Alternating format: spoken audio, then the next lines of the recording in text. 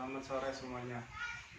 Perkenalkan, nama saya Franciscus dari kelompok 11. Di sini saya akan menjelaskan praktikum las. Di sini saya akan menjelaskan praktikum las yang sudah saya dapat di teori praktikum las kemarin. Praktikum teori las kemarin itu menjelaskan ada 6. Yang pertama itu pengertian, yang kedua prinsip kerja, yang ketiga daerah pengaruh panas, yang keempat itu kampu las, yang kelima tipe sambungan las, yang keenam perhitungan kekuatan tarik. Nah, yang pertama, di sini saya akan menjelaskan pengertian.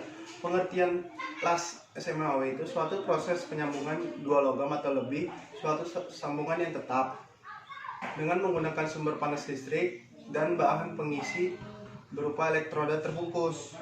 Nah, di sini saya akan menjelaskan praktikum prinsip kerja. Prinsip kerja las SMAW itu adalah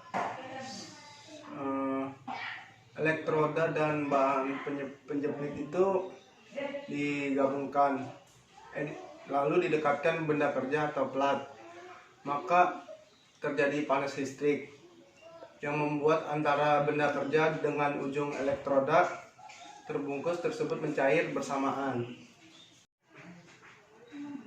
3. Daerah pengaruh panas. Nah, daerah pengaruh panas adalah daerah logam yang mengalami perubahan struktur mikro akibat mengalami pemanasan. Nah, di sini saya akan menjelaskan gambar bagian yang terkena panas. Yang pertama itu logam las, yang kedua partially melted zone, yang ketiga heat effective zone, yang keempat logam induk. Yang pertama itu saya akan menjelaskan logam las. Logam las itu adalah daerah mana terjadinya cairan logam. Yang kedua, partially melted zone adalah perbatasan antara melebur dan tidak melebur. Yang ketiga itu heat effective zone. Heat effective zone adalah daerah yang dipengaruhi panas dan juga logam dasar yang bersebelahan dengan logam las yang selama proses pengelasan mengalami siklus termal. Nah, yang keempat itu logam induk. Logam induk itu adalah logam yang memiliki sambungannya tetap. 4. Kampu las. Kampu las adalah bagian dari logam induk yang nantinya diisi oleh logam las. Kampu las awalnya berupa hubungan las yang kemudian diisi dengan logam. Jenis kampu las yang pertama itu square groove atau kampu persegi. Kampu persegi dapat dibuat dengan posisi kampu tertutup atau terbuka. Kampu persegi desain ini menggunakan logam tipis. Yang kedua itu V groove atau kampu V. Kampu V digunakan pada material dengan ketebalan sedang sampai tebal. Nah, desain ini menghasilkan kualitas lasan yang sangat baik. Untuk material yang tebal itu menggunakan kampu V ganda. Nah, yang ketiga saya akan menjelaskan double V groove atau kampu V ganda. Kampu V ganda ini mampu mengurangi banyaknya tingkat endapan dan distorsi yang mengaruh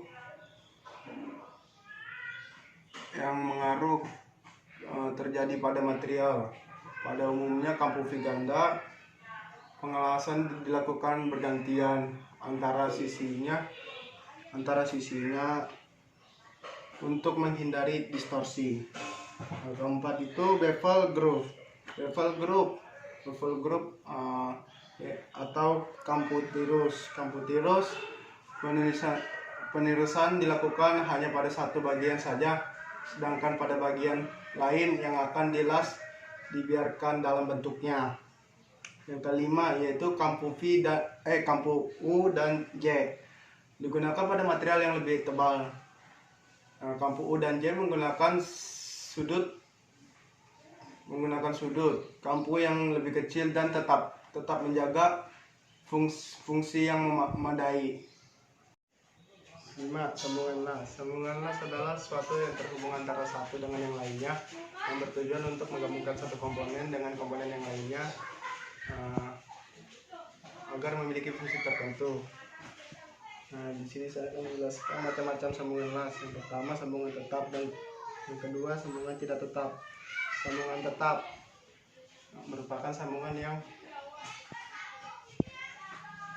hanya dapat dilepas dengan cara merusaknya. Contohnya sambungan keling dan sambungan las. Yang kedua, sambungan tidak tetap. Sambungan tidak tetap merupakan sambungan yang dapat dilepas dan dapat dibongkar secara terpaksa atau tanpa merusaknya, secara tidak terpaksa atau tanpa merusaknya. Contohnya sambungan baut, sambungan pesat, dan sambungan pena. Nah, di sini saya akan menjelaskan jenis-jenis sambungan las. Yang pertama, butt joint. Yang kedua itu lap joint. Yang ketiga, T-joint. Yang keempat, corner joint. Yang kelima, edge joint. Nah, yang pertama itu butt joint. Butt joint adalah sambungan ini dipakai plat-plat datar tanpa ada eksistensi, ujung-ujung yang hendak disambung pada terlebih dahulu. Yang kedua itu lap joint. Lap joint jenis sambungan yang paling banyak dijumpai, cara untuk tebal plat yang berlainan. Yang ketiga, T-joint. T-joint hanya dipakai untuk membuat penampang tersusun seperti bentuk tegak lurus ke atas, plat girder, dan stiffener.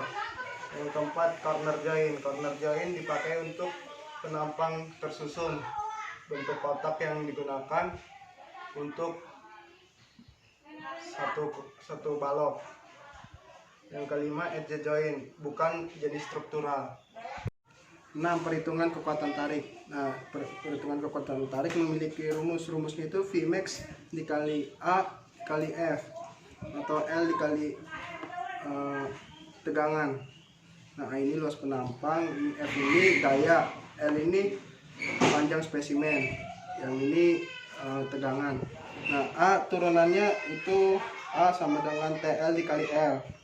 Nah, kita A sama dengan TL kali L itu kita memakai persamaan trigonometri, yaitu rumusnya sin theta sama dengan TL dibagi L.